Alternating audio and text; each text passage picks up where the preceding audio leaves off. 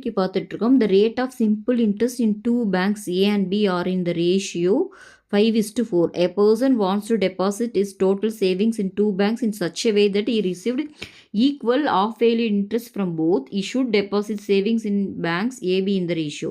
அதாவது A மற்றும் B ஆகிய இரண்டு வங்கிகளின் தனி வட்டிக்கான வட்டியானது.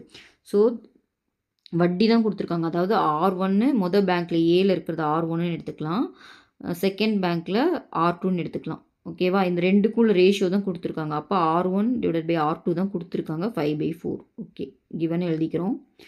நெக்ஸ்ட் என்ன பண்ணுறாங்கன்னா, ஒரு முழு தொகை ஒரு P இருக்குன்னு வச்சுக்கோங்களேன், அதை ரெண்டாக ஸ்ப்ளிட் பண்ணுறாரு. P1 P2ன்னு ஸ்ப்ளிட் பண்ணுறாரு. அதை வந்து எப்படி ஸ்ப்ளிட் பண்ணிங்கன்னா, அரை வருட வட்டியானது ரெண்டுக்குமே சமமாக இருக்காது. ஃபஸ்ட்டு P1 எடுத்து போடுறோன்னு வச்சுக்கோங்க, அது I1. அது வந்து P1 இன்ட்டு அரை வருட வட்டி தான். ஓகே, அரை வருடம் வட்டியானது சமமாக மாதிரி. இப்போது இது வந்து பார்த்தீங்கன்னா R1/100. ஓகேவா? இது ரெண்டும் ஈக்குவலாக வரணும்னு சொல்லியிருக்காங்க. ஓகேவா? அப்போ I2 வந்து பார்த்தீங்கன்னா P2 into of into R2/100. இது ரெண்டும் ஈக்குவல்னு சொல்லிட்டாங்களா? அப்போ ரெண்டு ஈக்குவேட் பண்ணலாமா? அப்போ என்ன ஆகும்? P1 into of into R1/100 is equal to P2 into of into R2/100. கரெக்டாக? இந்த ஆஃபும் கேன்சல் ஆயிரும். ஓகே, அடுத்து என்ன பண்ணாலும் இந்த 100 இந்த 100மே கேன்சல் ஆயிரும்.